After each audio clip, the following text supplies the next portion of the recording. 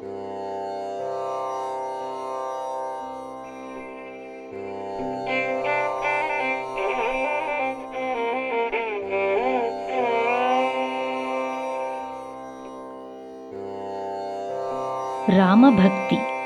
ತ್ಯಾಗಯ್ಯನನ್ನು ಶಿಷ್ಯರೂ ಊರವರು ತ್ಯಾಗರಾಜ ಸ್ವಾಮಿಗಳೆಂದೇ ಕರೆಯತೊಡಗಿದರು.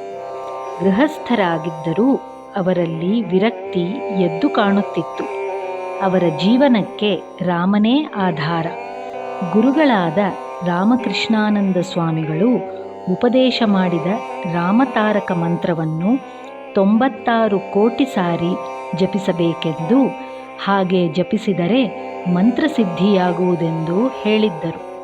ಪ್ರತಿದಿನವೂ ತ್ಯಾಗರಾಜರು ಮುಂಜಾನೆಯೇ ಎದ್ದು ತಮ್ಮ ಕೆಲಸಗಳನ್ನು ತೀರಿಸಿಕೊಂಡು ಸ್ನಾನ ಮತ್ತು ಸಂಧ್ಯಾವಂದನೆಗಳನ್ನು ಮುಗಿಸಿ ಹಳ್ಳಿಯ ಗುಡಿಯಾದ ಪಂಚನದೀಶ್ವರಾಲಯಕ್ಕೆ ಹೋಗಿ ಅಲ್ಲಿ ಕುಳಿತು 1,25,000 ಬಾರಿ ರಾಮತಾರಕ ಮಂತ್ರವನ್ನು ಜಪಿಸುತ್ತಿದ್ದರು.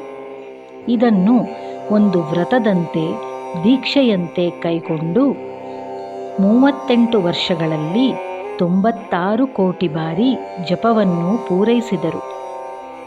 ಮಂತ್ರಸಿದ್ಧಿಯಾಗಿ ಶ್ರೀರಾಮನು ಲಕ್ಷ್ಮಣನೊಂದಿಗೆ ಅವರ ಕಣ್ಣೆದುರು ಕಾಣಿಸಿಕೊಂಡನಂತೆ. ಆನಂದ ತುಂಬಿ ಬಂದು ತ್ಯಾಗರಾಜರು ಏಲ ನೀ ದಯರಾದು, ನಿನ್ನ ದಯೆ ಏತಕ್ಕೆ ಬಾರದು ಎನ್ನುವ ಕೀರ್ತನೆಯನ್ನು ಆ ಸಮಯದಲ್ಲಿ ಹಾಡಿದರು. ತಾನೇ ತಾನಾಗಿ ಹೊರಹೊಮ್ಮಿದ ಈ ಹಾಡು ಅಠಾಣ ರಾಗದಲ್ಲಿದೆ. ವಿಶ್ವಾಮಿತ್ರನೊಂದಿಗೆ ಯಾಗ ಸಂರಕ್ಷಣೆಗೆಂದು ಹೊರಟಿದ್ದ ರಾಮಲಕ್ಷ್ಮಣರನ್ನು ಕಂಡು ಅವರು ಮೈಮರೆತು ಮಧ್ಯಮಾವತಿ ರಾಗದಲ್ಲಿ ಅಲಕಲಲ್ಲಾಡ ಗಗನಿ ಆ ರಾಣ್ಮುನಿ ಎಟು ಪೊಂಗೆನೋ, ರಾಮನ ಮುಂಗುರುಳು ಅಲ್ಲಾಡಲು ಅದನ್ನು ಕಂಡ ವಿಶ್ವಾಮಿತ್ರನು ಎಷ್ಟು ಹಿಗ್ಗಿದನೋ ಎಂದು ಬಣ್ಣಿಸಿದರು. ಹೀಗೆ ದೇವರು ಕಣ್ಣೆದುರು ಬಂದು ನಿಂತಂತಾಗುವ ಅನುಭವವನ್ನು ಸಾಕ್ಷಾತ್ಕಾರ ಎನ್ನುತ್ತಾರೆ. ಸಾಕ್ಷಾತ್ಕಾರವಾದ ಮೇಲೆ ತ್ಯಾಗರಾಜರು ದೇವತಾ ಮನುಷ್ಯರಂತೆ ಮೆರೆದರು. ರಾಮಭಕ್ತಿ ಸಾಮ್ರಾಜ್ಯದಲ್ಲಿ ಮುಳುಗಿ ಹೋದರು. ದೇವರು ಒಬ್ಬನೇ, ಯಾವ ಹೆಸರಿನಿಂದ ಕರೆದರೂ ಒಂದೇ. ವೇದಾಂತವನ್ನು ಚೆನ್ನಾಗಿ ತಿಳಿದಿದ್ದ ತ್ಯಾಗರಾಜರಿಗೆ ಇದು ಗೊತ್ತಿತ್ತು. ಆದರೂ ದೇವನನ್ನು ರಾಮನೆಂದೇ ಕರೆದು ರಾಮಾಯಣದಲ್ಲಿ ಎದ್ದು ಕಾಣುವ ಗುಣಗಳನ್ನು ಮನಸ್ಸಿನಲ್ಲಿ ಮೂಡಿಸಿಕೊಳ್ಳುವುದೆಂದರೆ ಅವರಿಗೆ ಪ್ರೀತಿ. ಉಂಡೇದಿ ರಾಮುಡು ಒಕಡು, ಇರುವ ದೇವರು ರಾಮ ಒಬ್ಬನೇ ಎಂದು ಅವರು ತಮ್ಮಲ್ಲಿ ನಿಶ್ಚಯಿಸಿಕೊಂಡರು. ರಾಮನೇ ಅವರಿಗೆ ಎಲ್ಲವೂ, ತಂದೆ, ತಾಯಿ, ಗುರು, ದೈವ, ನಿಧಿ ಎಲ್ಲವೂ. ಅವರ ಬಾಳಿನಲ್ಲಿ ರಾಮನೇ ಮುಖ್ಯವಸ್ತು, ಮುಖ್ಯ ರಸ. ರಾಮನನ್ನು ಕುರಿತು ತ್ಯಾಗರಾಜರು ಸಾವಿರಾರು ಕೀರ್ತನೆಗಳನ್ನು ರಚಿಸಿದರು. ವಾಲ್ಮೀಕಿಯ ರಾಮಾಯಣದಲ್ಲಿ 24,000 ಶ್ಲೋಕಗಳಿವೆ. ಹಾಗೆಯೇ ತ್ಯಾಗರಾಜರು 24,000 ಕೀರ್ತನೆಗಳನ್ನು ರಚಿಸಿದರೆಂದು ನಂಬಿಕೆ ಇದೆ. ಇಷ್ಟೂ ಇಂದಿಗೆ ಉಳಿದಿಲ್ಲವೆನ್ನುವುದು ನಿಜ. ಉಳಿದಿರುವ ಕೀರ್ತನೆಗಳಲ್ಲಿ ರಾಮನ ಗುಣವನ್ನು, ಹಿರಿಮೆಯನ್ನು, ಶೀಲವನ್ನು, ಬಲವನ್ನು ಹೊಗಳುವವೇ ಹೆಚ್ಚು. ದಿನವೂ ಸಂಜೆ ಕಾವೇರಿ ನದಿಗೆ ಸಂಧ್ಯಾವಂದನೆಯನ್ನು ಮಾಡಲು ಹೋಗುತ್ತಿದ್ದರಷ್ಟೆ. ಸಂಧ್ಯಾವಂದನೆ ಮುಗಿದ ಮೇಲೆ ನದಿಯ ದಡದ ಮೇಲೆ ಕುಳಿತು ತಾವು ರಾಮನ ಮೇಲೆ ರಚಿಸಿದ ಕೀರ್ತನೆಗಳನ್ನು ಹಾಡಿಕೊಳ್ಳುತ್ತಿದ್ದರು. ಒಳ್ಳೆಯ ಶಾರೀರ, ಸೊಗಸಾದ ಮನೋಧರ್ಮ, ಆಳವಾದ ಸಂಗೀತ ಜ್ಞಾನ ಮೂರೂ ಸೇರಿದರೆ ಮತ್ತೇನು. ತ್ಯಾಗರಾಜರು ಹಾಡುವಾಗ ಊರವರೆಲ್ಲ ನೆರೆದಿರುತ್ತಿದ್ದರು. ಸಂದರ್ಭದ ಸೊಗಸನ್ನು ಸವಿಯುತ್ತಿದ್ದರು. ಎಷ್ಟೋ ಮಂದಿ ತಾವು ಬದುಕಿದುದು ಸಾರ್ಥಕವಾಯಿತೆಂದು ಸಂತೋಷ ಪಟ್ಟುಕೊಳ್ಳುವರು. ತ್ಯಾಗರಾಜರು ದೇವರಂಥ ಮನುಷ್ಯರೆಂದು ಗೌರವಿಸುವರು. ಯಶಸ್ಸು ಯಾತ್ರೆ. ತ್ಯಾಗರಾಜರು ದೊಡ್ಡ ಕವಿಗಳೆಂದು, ಸಂತರೆಂದು, ಸಂಗೀತಗಾರರೆಂದು ದಕ್ಷಿಣ ದೇಶದಲ್ಲೆಲ್ಲ ಯಶಸ್ಸು ಹರಡಿತು. ಅಕ್ಕಪಕ್ಕದ ರಾಜಮಹಾರಾಜರು, ಶ್ರೀಮಂತ ರಸಿಕರು ತ್ಯಾಗರಾಜರನ್ನು ತಮ್ಮ ಆಸ್ಥಾನಕ್ಕೆ, ಅರಮನೆಗೆ ಕರೆಸಿಕೊಂಡು ಮರ್ಯಾದೆ ಮಾಡಬೇಕೆಂದು ಬಯಸಿದರು. ಆದರೆ ತ್ಯಾಗರಾಜರು ಎಲ್ಲಿಯೂ ಹೋಗಲಿಲ್ಲ. ಮನುಷ್ಯರನ್ನು ಆಶ್ರಯಿಸುವುದು ಅವರಿಗೆ ಇಷ್ಟವಿರಲಿಲ್ಲ. ತಂಜಾವೂರಿನ ಶರಭೋಜಿ ಮಹಾರಾಜ ಅವರನ್ನು ತನ್ನ ಆಸ್ಥಾನದಲ್ಲಿ ಇರಿಸಿಕೊಳ್ಳಬೇಕೆಂದು ಇನ್ನಿಲ್ಲದಂತೆ ಪ್ರಯತ್ನಪಟ್ಟುದನ್ನು ಹಿಂದೆಯೇ ಹೇಳಿದೆ. ಅವರಿಗೆ ಕನಕಾಭಿಷೇಕ ಮಾಡಬೇಕೆಂದು ಅವನ ಇಷ್ಟ. ಆದರೆ ತ್ಯಾಗರಾಜರು ಬರಲೊಲ್ಲೆನೆಂದು ನಿರಾಕರಿಸಿಬಿಟ್ಟರು. ಅವರು ರಾಜನ ಕೋರಿಕೆಗೆ ಒಪ್ಪಿದ್ದರೆ ಅವರಿಗೆ ಬೇಕಾದಷ್ಟು ಐಶ್ವರ್ಯ ಬರುತ್ತಿತ್ತು. ತ್ಯಾಗರಾಜರು ಬಡತನದಲ್ಲಿಯೇ ಇದ್ದರು. ಇಂಥವರೂ ಉಂಟೆ. ಅವರ ಮನೆಯ ಒಂದು ಭಾಗದಲ್ಲೇ ಅವರ ಅಣ್ಣ ಜಪ್ಪೇಶ ಇದ್ದನಷ್ಟೆ. ಅವನು ಯಾವುದೋ ಸಣ್ಣ ಕೆಲಸ ಹಿಡಿದು ಸಾಕಷ್ಟು ಸಂಬಳ ಬರದೆ ಬಡತನದಲ್ಲಿಯೇ ಇದ್ದ. ರಾಜನಿಂದ ತ್ಯಾಗರಾಜರಿಗೆ ಸಂಪತ್ತು ಬಂದಿದ್ದರೆ ಅದರಲ್ಲಿ ಕೊಂಚ ಭಾಗ ತನಗೂ ಬರುತ್ತಿತ್ತು. ರಾಜನು ಕೊಡುತ್ತೇನೆಂದರೂ ತಮ್ಮ ಒಪ್ಪಲಿಲ್ಲವೆಂದು ಅವರ ಮೇಲೆ ಸಿಟ್ಟು ಬಂದಿತು ಜಪ್ಪೇಶನಿಗೆ. ದಾಸಯ್ಯನಂತೆ ತ್ಯಾಗರಾಜರು ತಂಬೂರಿ ಹಿಡಿದು ಹಾಡುತ್ತಾ ಗೊಡ್ಡು ವೇದಾಂತಿಯಂತೆ ಎಲ್ಲವನ್ನೂ ಬಿಟ್ಟಿರುವುದು ಜಪ್ಪೇಶನಿಗೆ ಹಿಡಿಸಲಿಲ್ಲ. ಅವರ ಭಕ್ತಿ ವಿರಕ್ತಿಗಳು ಅವನಿಗೆ ಅರ್ಥವಾಗುತ್ತಿರಲಿಲ್ಲ. ರಾಮನ ಪೂಜೆಯ ಹುಚ್ಚು ತಮ್ಮನಿಗೆ ಹಿಡಿದಿರುವುದೇ ಈ ವಿರಕ್ತಿಗೆ ಕಾರಣವೆಂದು ಬಗೆದು ಒಂದು ದಿನ ತ್ಯಾಗರಾಜರು ಮನೆಯಲ್ಲಿ ಇಲ್ಲದಿರುವಾಗ ಪೂಜೆಯ ಕೋಣೆಯಲ್ಲಿದ್ದ ರಾಮ ಪಂಚಾಯತನ ವಿಗ್ರಹಗಳನ್ನು ಎತ್ತಿಕೊಂಡು ಹೋಗಿ ಕಾವೇರಿ ನದಿಯಲ್ಲಿ ಬಿಸಾಡಿಬಿಟ್ಟ. ಮನೆಗೆ ಬಂದು ತ್ಯಾಗರಾಜರು ನೋಡುತ್ತಾರೆ, ತಮ್ಮ ಪೂಜೆಯ ವಿಗ್ರಹಗಳೇ ಇಲ್ಲ. ಅವರ ಮನಸ್ಸಿಗೆ ತುಂಬ ದುಗುಡವಾಗಿ ವಿಗ್ರಹಗಳನ್ನು ಎಲ್ಲೆಲ್ಲೂ ಹುಡುಕಾಡಿದರು. ಎಲ್ಲಿಯೂ ಸಿಗದೆ ಒದ್ದಾಡಿ 3 ದಿನ ಆಹಾರವನ್ನೂ ತೆಗೆದುಕೊಳ್ಳದೆ ನಿದ್ರೆಯನ್ನೂ ಬಿಟ್ಟು ತಡುಕಾಡಿದರು. ಕಡೆಗೆ ಕಾವೇರಿ ನದಿಯ ದಡಕ್ಕೆ ಬಂದು ನನ್ನ ರಾಮನನ್ನು ಎಲ್ಲಿ ಹುಡುಕಲಿ ಎಂದು ದುಃಖವನ್ನು ತೋಡಿಕೊಂಡರು. ಒಡನೆಯೇ ರಾಮ ಪಂಚಾಯತನ ವಿಗ್ರಹಗಳು ತಾವಾಗಿ ನೀರಿನ ಮೇಲೆ ಬಂದು ಕಾಣಿಸಿಕೊಂಡುವಂತೆ. ತ್ಯಾಗರಾಜರಿಗೆ ಸಂತೋಷ ಉಕ್ಕಿ ಬಂದು, ಕನುಕೊಂಟಿನಿ ಶ್ರೀರಾಮುನಿ ನೇಡು, ಇವತ್ತು ರಾಮನನ್ನು ಕಂಡೆ ಎಂದು ಬಿಲಹರಿ ರಾಗದಲ್ಲಿ ಹಾಡಿದರು. ವಿಗ್ರಹಗಳನ್ನು ಕೈಗೆತ್ತಿಕೊಂಡು ರಾಮ ಮಾ ಇಂಟಿದಾಕ, ಬಾ ರಾಮ ಮನೆಗೆ ಎಂದು ಭಕ್ತಿಯಿಂದ ಉತ್ಸಾಹದಿಂದ ಹಾಡುತ್ತಾ ತಮ್ಮ ಮನೆಗೆ ವಿಜಯ ಮಾಡಿಸಿದರು. ತಮ್ಮನ್ನು ಇಷ್ಟು ಕಷ್ಟಕ್ಕೆ ಗುರಿ ಮಾಡಿದನೆಂದು ಅಣ್ಣನ ಮೇಲೆ ಅವರು ಸಿಟ್ಟಾಗಲಿಲ್ಲ. ಅವನು ಇವರ ವಿಚಾರದಲ್ಲಿ ಕೆಟ್ಟವನಾಗಿದ್ದರೂ ಅವರು ಅವನನ್ನು ಪ್ರೀತಿಯಿಂದಲೇ ಕಂಡರು. ಒಮ್ಮೆ ಜಪ್ಪೇಶನಿಗೆ ತುಂಬ ಕಾಯಿಲೆಯಾಗಿ ಬದುಕುವುದೇ ಕಷ್ಟವೆನಿಸಿತು. ಆಗ ತ್ಯಾಗರಾಜರು ರಾಮನಿಗೆ ಹರಕೆ ಹೊತ್ತು ಅಣ್ಣನನ್ನು ಬದುಕಿಸಿದರು. ಇದಾದ ಮೇಲೆ ಅವನಿಗೂ ಅವರ ವಿಚಾರದಲ್ಲಿ ಗೌರವ ಭಾವನೆ ಮೂಡಿತು. ಅವನೂ ರಾಮಭಕ್ತನಾದ. ತ್ಯಾಗರಾಜರು ಬಹುಮಟ್ಟಿಗೆ ತಿರುವಯ್ಯಾರಿನಲ್ಲೇ ಇದ್ದುಬಿಟ್ಟರು. ಕಾಂಚೀ ಕಾಮಕೋಟಿ ಪೀಠದ ಉಪನಿಷದ್ ಬ್ರಹ್ಮಸ್ವಾಮಿಗಳೆಂಬುವರು ತ್ಯಾಗರಾಜರನ್ನು ನೋಡಬೇಕೆಂದು ಹಂಬಲಿಸುತ್ತಿದ್ದರು. ಆದರೆ ತೀರಾ ಮುದುಕರಾಗಿ ಓಡಿಯಾಡಲು ಅಶಕ್ತರಾಗಿದ್ದರು. ಇದನ್ನು ತಿಳಿದು ತ್ಯಾಗರಾಜರು ತಾವೇ ಅವರನ್ನು ನೋಡಲು ತಿರುವಯ್ಯಾರಿನಿಂದ ತಮ್ಮ ಶಿಷ್ಯರೊಡಗೂಡಿ ಹೊರಟರು. ಮದ್ರಾಸು ಬಳಿ ತಿರುವತ್ತಿಯೂರು, ನಾಗಲಾಪುರ, ತಿರುಪತಿ, ಪುತ್ತೂರು ಇವನ್ನು ನೋಡಿಕೊಂಡು ಕಾಂಚೀಪುರಕ್ಕೆ ಬಂದರು. ಅಲ್ಲಿ ಸ್ವಾಮಿಗಳ ಜೊತೆ ಕೆಲವು ದಿನಗಳಿದ್ದು ಅನಂತರ ತಿರುವಯ್ಯಾರಿಗೆ ಹಿಂದಿರುಗುವ ದಾರಿಯಲ್ಲಿ ವಾಲಾಜಪೇಟೆ, ಶ್ರೀರಂಗ, ನಾಗಪಟ್ಟಣ, ಲಾಲ್ಗುಡಿ ಶೋಲಿಂಗಪುರ ಈ ಊರುಗಳನ್ನು ನೋಡಿದರು. ಇಷ್ಟೇ ಅವರು ಮಾಡಿದ ಯಾತ್ರೆ. ಯಾತ್ರೆಯಲ್ಲಿ ವಿಶೇಷ. ಅವರ ಯಾತ್ರೆಯ ಸಂದರ್ಭದಲ್ಲಿ ಕೆಲವಾರು ಸ್ವಾರಸ್ಯಗಳು ನಡೆದುವು ಎಂದು ಹೇಳುತ್ತಾರೆ. ಮದ್ರಾಸಿನ ಹತ್ತಿರ ಇರುವ ತಿರುವತ್ತಿಯೂರು ಅವರ ಶಿಷ್ಯ ವೀಣಾ ಕುಪ್ಪಯ್ಯರ್ ಎನ್ನುವವರು ಇದ್ದ ಊರು. ಅವರು ತ್ಯಾಗರಾಜರನ್ನು ತಮ್ಮೂರಿಗೆ ಕರೆದುಕೊಂಡು ಹೋಗಬೇಕೆಂದು ಬಯಸಿದರು. ಆಗಲೆಂದು ತ್ಯಾಗರಾಜರು ತಿರುವತ್ತಿಯೂರಿಗೆ ಬಂದು ಕೆಲವು ದಿನಗಳನ್ನು ಕುಪ್ಪಯ್ಯರ್ ಮನೆಯಲ್ಲಿ ಕಳೆದು ಮುಂದೆ ಇನ್ನೊಬ್ಬ ಶಿಷ್ಯರ ಊರಾದ ಕೋವೂರಿಗೆ ಬಂದರು. ಅಲ್ಲಿ ಸುಂದರೇಶ ಮೊದಲಿಯಾರ್ ಎನ್ನುವ ಶ್ರೀಮಂತರೊಬ್ಬರು ತ್ಯಾಗರಾಜರ ಹಿರಿಮೆಯನ್ನು ಅರಿತುಕೊಂಡಿದ್ದು ಅವರನ್ನು ತುಂಬ ಆದರದಿಂದ ಸತ್ಕರಿಸಿದರು. ತ್ಯಾಗರಾಜರು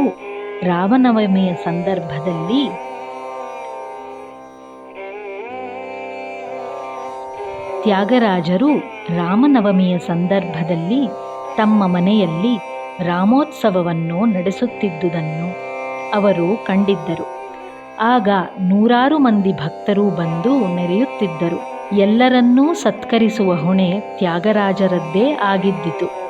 ತಾವು ಬಡವರಾದರೂ ಹೇಗೋ ಇದನ್ನು ತಾವೇ ನಿರ್ವಹಿಸುತ್ತಿದ್ದರು.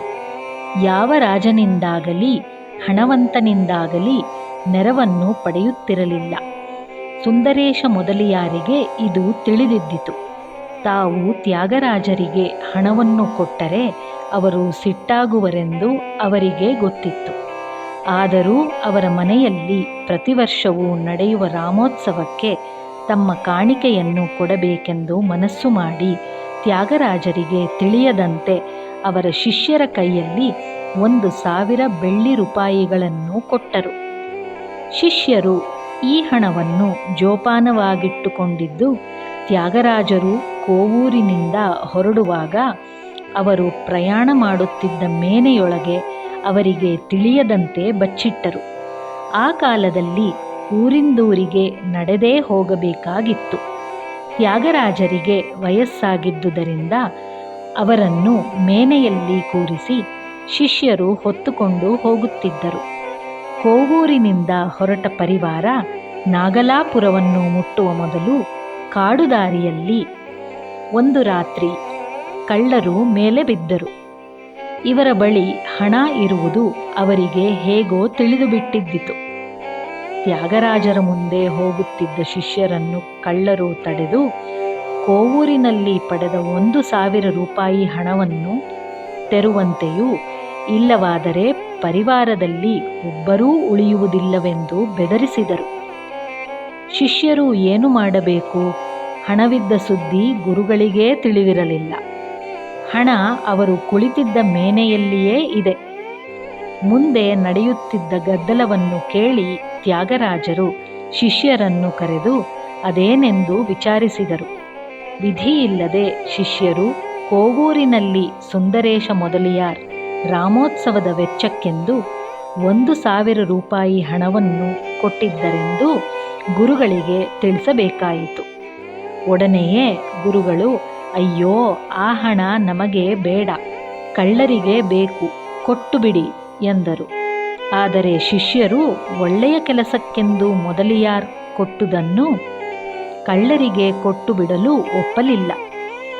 ತ್ಯಾಗರಾಜರು ಕೊಡುವಂತೆ ತಿಳಿಸಿದಾಗ ತಂಜಾವೂರು ರಾಮರಾವ್ ಎನ್ನುವ ಶಿಷ್ಯ, ಸ್ವಾಮಿ ಸುಮ್ಮನಿರಿ, ಅದು ನಿಮ್ಮ ಹಣವಲ್ಲ, ಶ್ರೀರಾಮನಿಗೆಂದು ಕೊಟ್ಟದ್ದು ಎಂದ. ಅದಕ್ಕೆ ತ್ಯಾಗರಾಜರು, ಓಹೋ ಹಾಗೋ, ಹಾಗಿದ್ದರೆ ರಾಮನೇ ಅದನ್ನು ಕಾಪಾಡಿಕೊಳ್ಳಲಿ, ನಮಗೇಕೆ ಬೇಕು ಅದರ ಗೊಡವೆ ಎಂದು ಸುಮ್ಮನಾಗಿ ಬಿಟ್ಟರು. ಇದ್ದಕ್ಕಿದ್ದಂತೆ ಕಳ್ಳರು ಓಡಿ ಹೋದರು. ಶಿಷ್ಯರಿಗೆ ಆಶ್ಚರ್ಯವಾಯಿತು. ಇದೇಕೆಂದು ಅವರಿಗೆ ಅರ್ಥವಾಗಲಿಲ್ಲ. ಪ್ರಯಾಣವನ್ನು ಮುಂದುವರಿಸಿದರು. ರಾತ್ರಿ ಕಳೆದು ಬೆಳಕು ಹರಿಯಿತು. ಬೆಳಗಾದೊಡನೆ ಕಳ್ಳರು ಮತ್ತೆ ಕಾಣಿಸಿಕೊಂಡರು. ತ್ಯಾಗರಾಜರ ಬಳಿ ಬಂದು ನಮಸ್ಕಾರ ಮಾಡಿ, ಸ್ವಾಮಿ, ತಾವು ಮಹಾನುಭಾವರು, ರಾತ್ರಿ ತಮ್ಮ ಬೆಂಗಾವಲಿಗೆಂದು ಬಿಲ್ಲು ಬಾಣಗಳನ್ನು ಹಿಡಿದು ತಮ್ಮೊಡನೆ ಬರುತ್ತಿದ್ದ ಇಬ್ಬರು ಹುಡುಗರೆಲ್ಲಿ? ಮಹಾಶೂರರೂ ಅವರು. ಅವರನ್ನು ಕಂಡೊಡನೆ ನಮಗೆ ದಿಗಿಲಾಗಿ ಓಡಿಬಿಟ್ಟೆವು. ಆದರೆ ಅವರನ್ನು ಮತ್ತೆ ಮತ್ತೆ ನೋಡಬೇಕೆಂಬ ಆಸೆ ನಮಗುಂಟಾಗಿದೆ. ಎಂಥ ತರುಣರನ್ನು ನೇಮಿಸಿಕೊಂಡಿದ್ದೀರಿ, ದಯಮಾಡಿ ಅವರನ್ನು ತೋರಿಸಿ. ಒಂದು ಬಾರಿ ಅವರನ್ನು ಕಣ್ಣು ತುಂಬ ನೋಡಿ ಹೋಗುತ್ತೇವೆ ಎಂದು ಕೇಳಿಕೊಂಡರು. ಶಿಷ್ಯರಿಗೆಲ್ಲ ಆಶ್ಚರ್ಯವಾಯಿತು, ಕಕ್ಕಾಬಿಕ್ಕಿಯಾದರು. ತಮ್ಮನ್ನು ಕಾಪಾಡಿದ ಈ ಕಾವಲುಗಾರರು ಯಾರು? ಬಿಲ್ಲು ಬಾಣ ಹಿಡಿದ ಈ ಇಬ್ಬರು ವೀರ ತರುಣರು ಯಾರು? ತಾವು ನೋಡಲಿಲ್ಲವಲ್ಲ, ತಮ್ಮೊಂದಿಗೆ ಅವರು ಬರುತ್ತಿದ್ದ ಅರಿವೇ ತಮಗಿರಲಿಲ್ಲವಲ್ಲ. ಒಬ್ಬರ ಮುಖ ಒಬ್ಬರು ನೋಡಿಕೊಂಡರು. ಆದರೆ ತ್ಯಾಗರಾಜರಿಗೆ ಅರ್ಥವಾಗಿ ಬಿಟ್ಟಿತು. ಅವರು ಕಳ್ಳರನ್ನು ಕುರಿತು, ಅಪ್ಪ, ನೀವೇ ಪುಣ್ಯಶಾಲಿಗಳು, ಶ್ರೀರಾಮ ಲಕ್ಷ್ಮಣರನ್ನು ಕಣ್ಣಾರೆ ಕಂಡಿರಿ. ನಮ್ಮಲ್ಲಿ ಯಾರಿಗೂ ಆ ಪುಣ್ಯ ಇಲ್ಲದೆ ಹೋಯಿತು. ನಿಮ್ಮ ಭಾಗ್ಯವೇ ಭಾಗ್ಯ ಎಂದು ಹೇಳಿ ಕೊಂಡಾಡಿದರು. ತಿರುಪತಿಯಲ್ಲಿ ಇನ್ನೊಂದು ಆಶ್ಚರ್ಯಕರ ಸಂಗತಿ ನಡೆಯಿತೆಂದು ಹೇಳುತ್ತಾರೆ. ನಾಗಲಾಪುರದಿಂದ ತಿರುಪತಿಗೆ ಹೋಗಿ ಬೆಟ್ಟವನ್ನೇರಿ ವೆಂಕಟೇಶ ದೇವರ ಗುಡಿಗೆ ಬಂದರು. ಅಷ್ಟು ಹೊತ್ತಿಗೆ ದರ್ಶನದ ವೇಳೆ ಮುಗಿದಿದ್ದು, ದೇವರ ಮುಂದೆ ತೆರೆಯನ್ನು ಅಡ್ಡ ಮಾಡಿ ಕಟ್ಟಿದ್ದರು. ಇಷ್ಟು ದೂರ ಬಂದು ದೇವರನ್ನು ಕಾಣಲಾಗದಲ್ಲ ಎಂದು ತ್ಯಾಗರಾಜರು ಮರುಗಿದರು. ಅಲ್ಲೇ ನಿಂತು, ತೆರೆ ತೆಗೆಯಬಾರದೆ ತಿರುಪತಿ ವೆಂಕಟರಮಣ, ತೆರೆ ತೀಯಗರಾದ ಎಂದು ಹಾಡಿದರು. ಒಡನೆಯೇ ಅರ್ಚಕರು ಎಲ್ಲರೂ ನೋಡುತ್ತಿದ್ದಂತೆಯೇ ತೆರೆ ತನ್ನಷ್ಟಕ್ಕೆ ತಾನೇ ಪಕ್ಕಕ್ಕೆ ಸರಿದುಕೊಂಡು ಬಿಟ್ಟಿತು. ತ್ಯಾಗರಾಜರಿಗೆ ದೇವರ ದರ್ಶನವಾಯಿತು. ವೆಂಕಟೇಶ, ನಿನ್ನನ್ನು ನೋಡಲು 10,000 ಕಣ್ಣುಗಳು ಬೇಕು ಎಂದು ಅವರು ಹಾಡಿ ತಮ್ಮ ಕೃತಜ್ಞತೆಗಳನ್ನು ಸೂಚಿಸಿದರು. ದೇವರು ದಿಟವಾಗಿ ನಮ್ಮೊಳಗೇ ಇದ್ದಾನೆ. ಆದರೆ ನಾವು ಅವನನ್ನು ನೋಡಲಾಗದಂತೆ ನಮ್ಮ ಹೃದಯದಲ್ಲಿ ತೆರೆ ಅಡ್ಡವಾಗಿದೆ. ಈ ತೆರೆ ಯಾವುದು ಗೊತ್ತೇ? ನಾನು ಎನ್ನುವ ಹೆಮ್ಮೆ, ಇನ್ನೊಬ್ಬರು ಚೆನ್ನಾಗಿದ್ದರೆ ಕರುಬುವುದು, ಅತಿಯಾದ ಆಸೆ, ಯಾರಿಗೂ ಏನನ್ನು ಕೊಡದಿರುವ ಜುಗ್ಗುತನ, ತಿಳುವಳಿಕೆ ಇಲ್ಲದಿರುವುದು, ಇವೆಲ್ಲ ತೆರೆಗಳೇ. ಈ ತೆರೆಗಳನ್ನು ತೆಗೆದರೆ ದೇವರನ್ನು ನಮ್ಮೊಳಗೆ ನಾವು ನೋಡಬಹುದು. ಇದು ಮೇಲೆ ಹೇಳಿದ ತೆರೆ ತೆಗೆಯಬಾರದೆ ಎನ್ನುವ ಹಾಡಿನ ಒಳಗುಟ್ಟು. ಕಡೆಯ ದಿನಗಳು. ತ್ಯಾಗರಾಜರಿಗೆ ಒಬ್ಬಳೇ ಮಗಳು ಸೀತಾಲಕ್ಷ್ಮಿ ಎಂದು ಆಕೆಯ ಹೆಸರು. ಹತ್ತಿರದ ಹಳ್ಳಿಯಾದ ಅಮ್ಮಾಳ್ ಅಗ್ರಹಾರದಲ್ಲಿರುತ್ತಿದ್ದ ಕುಪ್ಪುಸ್ವಾಮಿ ಅಯ್ಯರ್ ಎಂಬುವ ವರನಿಗೆ ಕೊಟ್ಟು ಆಕೆಯ ಮದುವೆ ಆಯಿತು. ಈಕೆಗೆ ತ್ಯಾಗರಾಜನೆಂಬ ಹೆಸರಿನ ಮಗನೊಬ್ಬನಿದ್ದು ಅಲ್ಲಿಗೆ ಸಂತಾನ ನಿಂತಿತು. ಅಣ್ಣ ಜಪ್ಯೇಶನ ಸಂತತಿಯವರು ಇಂದಿಗೂ ಇದ್ದಾರೆ. ತ್ಯಾಗರಾಜರ ಸಮಾಧಿಯಲ್ಲಿ ಪೂಜೆ ಮಾಡುವವರು ಇವರೇ. ಈಕೆಯ ಮದುವೆಯಾದ ಮೇಲೆ ತ್ಯಾಗರಾಜರಿಗೆ ಸಂಸಾರದ ಭಾರವೇನೂ ಇರಲಿಲ್ಲ. ನೆಮ್ಮದಿಯಿಂದ ಬಾಳನ್ನು ನಡೆಸಿದರು. ಆದರೆ ತಾವು ಮುದುಕರಾಗಿದ್ದಾಗ ಹೆಂಡತಿ ಕಮಲಮ್ಮ ತೀರಿಕೊಂಡುದು ಅವರಿಗೆ ಸಹಿಸಲಾಗದ ದುಃಖವಾಯಿತು. ಹೆಂಡತಿ ತೀರಿಕೊಂಡ ಮೇಲೆ ತ್ಯಾಗರಾಜರ ವಿರಕ್ತಿ ಇನ್ನಷ್ಟು ಬಲವಾಯಿತು. ಪ್ರಪಂಚದಲ್ಲಿ ಅವರಿಗೆ ಯಾವ ಆಸಕ್ತಿಯೂ ಉಳಿಯಲಿಲ್ಲ. ಸನ್ಯಾಸಿಯಂತೆಯೇ ವಿರಕ್ತರಾಗಿ ಒಂಟಿಯಾಗಿ ಇರಲಾರಂಭಿಸಿದರು. ಹಗಲು ರಾತ್ರಿ ರಾಮಭಜನೆಯೇ. ಹೀಗೆ 2 ವರ್ಷಗಳು ಕಳೆದ ಮೇಲೆ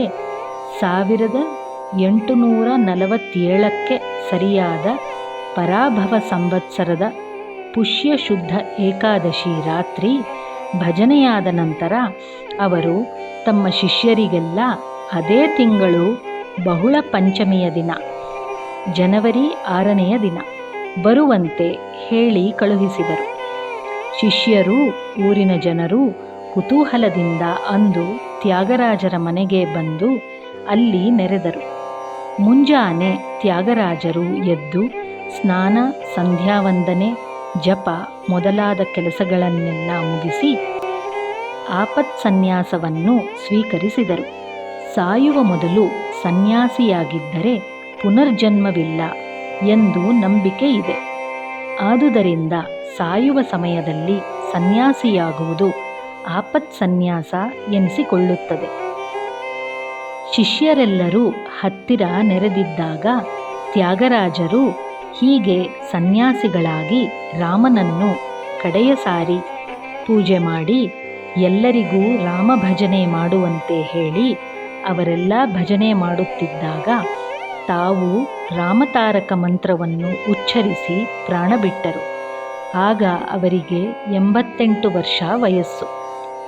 ಪ್ರಾಣ ಹೋಗುವಾಗ ತಲೆಯೊಡೆದು ಅಲ್ಲಿಂದ ಬೆಳಕೊಂದು ಹೊರಗೆ ಬಂದು ಅವರು ಪೂಜೆ ಮಾಡುತ್ತಿದ್ದ ರಾಮನ ವಿಗ್ರಹದಲ್ಲಿ ಸೇರಿಕೊಂಡಿತಂತೆ. ಹಗಲು 12 ಗಂಟೆ ಸಮಯ. ತಿರುವಯ್ಯಾರು ಸಮಾಧಿ. ಗೃಹಸ್ಥರು ಸತ್ತರೆ ಸುಟ್ಟು ಬೂದಿ ಮಾಡುತ್ತಾರೆ. ಸನ್ಯಾಸಿಗಳು ಸತ್ತರೆ ಅವರ ಕಳೇಬರದ ಮೇಲೆ ಬೃಂದಾವನವನ್ನು ಕಟ್ಟುತ್ತಾರೆ. ಇದಕ್ಕೆ ಸಮಾಧಿ ಎಂದು ಹೆಸರು. ತ್ಯಾಗರಾಜರು ಸಾಯುವ ಮೊದಲು ಸನ್ಯಾಸಿಗಳಾದುದರಿಂದ ಅವರ ದೇಹವನ್ನು ಕಾವೇರಿ ನದಿಯ ದಡಕ್ಕೆ ತಂದು ಅಲ್ಲಿ ಸಮಾಧಿಯೊಂದನ್ನು ಕಟ್ಟಿಸಿದರು. ಊರ ಜನರು ಶಿಷ್ಯರೂ ಸೇರಿ ಭಕ್ತಿಯಿಂದ ಇಲ್ಲಿ ಅವರ ಆರಾಧನೆಯನ್ನು ಮಾಡಿದರು. ಪ್ರತಿ ವರ್ಷವೂ ಅವರ ಪುಣ್ಯ ದಿನದಂದು ತೀರಿಕೊಂಡ ದಿನಕ್ಕೆ ಪುಣ್ಯ ದಿನ ಎಂದು ಹೆಸರು. ಅವರ ಸಮಾಧಿಯ ಬಳಿ ಶಿಷ್ಯರೆಲ್ಲ ಸೇರಿ ಆರಾಧನೆಯನ್ನು ಮಾಡುವ ಪದ್ಧತಿಯೂ ಬಂದಿತು. ಏನೋ ಕಾರಣದಿಂದ ಈ ಪದ್ಧತಿ ತಪ್ಪಿಹೋಗಿ 60 ವರ್ಷಗಳ ತರುವಾಯ ಮತ್ತೆ ಆರಂಭವಾಯಿತು. ಇಂದಿಗೂ ನಡೆದುಕೊಂಡು ಬರುತ್ತಿದೆ. ಪ್ರತಿ ವರ್ಷವೂ ಜನವರಿ ತಿಂಗಳಲ್ಲಿ ತಿರುವಯ್ಯಾರಿನಲ್ಲಿ ನಡೆಯುವ ತ್ಯಾಗರಾಜ ಆರಾಧನೆ ನಿಜವಾಗಿಯೂ ಸಂಗೀತ ಸಮಾರಾಧನೆ. ದೇಶದ ಎಲ್ಲ ಸಂಗೀತ ವಿದ್ವಾಂಸರು ಈ ಸಂದರ್ಭದಲ್ಲಿ ಇಲ್ಲಿ ಸೇರುತ್ತಾ ಉತ್ಸವವನ್ನು ವಿಜೃಂಭಣೆಯಿಂದ ನಡೆಸುತ್ತಾರೆ. ತಿರುವಯ್ಯಾರಿನಲ್ಲಿರುವ ತ್ಯಾಗರಾಜ ಸಮಾಧಿ ಸುಂದರವಾದ ಕಟ್ಟಡ. ಇದನ್ನು ಕಟ್ಟಿಸಿದ ಪುಣ್ಯ ಯಾರದ್ದು ಗೊತ್ತೇ? ತಿರುವಯ್ಯಾರಿನಲ್ಲಿರುವ ತ್ಯಾಗರಾಜ ಸಮಾಧಿ ಸುಂದರವಾದ ಕಟ್ಟಡ. ಇದನ್ನು ಕಟ್ಟಿಸಿದ ಪುಣ್ಯ ಯಾರದ್ದು ಗೊತ್ತೇ? ಕನ್ನಡ ನಾಡಿನ ಹೆಣ್ಣುಮಗಳೊಬ್ಬಳದ್ದು. ಬೆಂಗಳೂರು ನಾಗರತ್ನಮ್ಮ ಎಂದು ಆಕೆಯ ಹೆಸರು. ಆಕೆ ಬೆಂಗಳೂರಿನಲ್ಲಿ ಹುಟ್ಟಿ ಸಂಗೀತದಲ್ಲಿ ಹೆಸರುವಾಸಿಯಾದರು. ಅವರ ಗುರು ಮುನಿಸ್ವಾಮಪ್ಪ ಎಂಬುವರು. ಇವರು ಸಂಗೀತ ಕಲಿತದ್ದು ವಾಲಾಜಪೇಟೆ ಕೃಷ್ಣಸ್ವಾಮಿ ಭಾಗವತರ ಬಳಿ. ಈ ಭಾಗವತರ ತಂದೆ ವಾಲಾಜಪೇಟೆ ವೆಂಕಟರಮಣ ಭಾಗವತರು. ಸಂಗೀತ ಕಲಿತದ್ದು ತ್ಯಾಗರಾಜರಲ್ಲಿಯೇ. ಹೀಗೆ ನಾಗರತ್ನಮ್ಮ ತ್ಯಾಗರಾಜರ ನೇರ ಪರಂಪರೆಗೆ ಸೇರಿದವರು. ಸಮಾಧಿಯ ಕಟ್ಟಡ ಶುರುವಾದದ್ದು 1927ರ ಸುಮಾರಿಗೆ. ಕಟ್ಟಡ ಮುಗಿದು ಅಲ್ಲಿ ಉತ್ಸವ ಜರುಗಲು ಆರಂಭವಾದುದು 1940ರಲ್ಲಿ. ಈಗ ತಿರುವಯ್ಯಾರು ದಕ್ಷಿಣ ದೇಶದಲ್ಲೆಲ್ಲ ಪ್ರಸಿದ್ಧ ಪುಣ್ಯಕ್ಷೇತ್ರವಾಗಿದೆ. ತ್ಯಾಗರಾಜ ಸ್ವಾಮಿಗಳ ಪ್ರಭಾವ ದೇಶದ ಮೇಲೆಲ್ಲ ಹರಡಿದೆ. ತ್ಯಾಗರಾಜ ಗುರುಂ ವಂದೇ ಸಂಗೀತಾಬ್ಧಿ ಕಲಾನಿಧಿಂ.